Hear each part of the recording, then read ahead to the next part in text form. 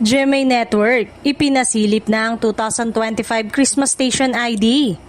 Ipinasilip na ng GMA Network ang kanilang pinakabagong Christmas Station ID para sa taong 2025 na may temang puno ng puso ang Pasko.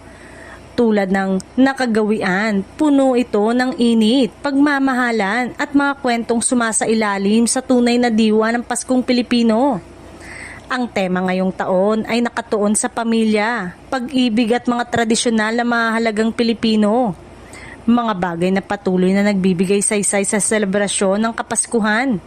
Sa unang sulyap, makikita ang mga paboritong Kapuso Stars na nagtitipon-tipon para sa pagbabahagi ng saya, pag-asa at inspirasyon sa bawat tahanan.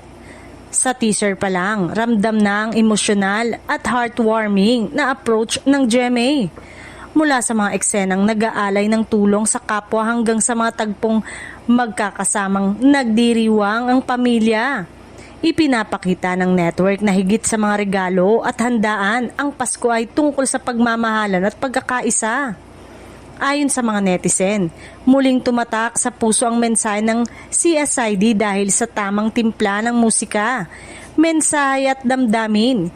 Isang patunay na ang GMA ay tunay na kapuso sa bawat Pilipino.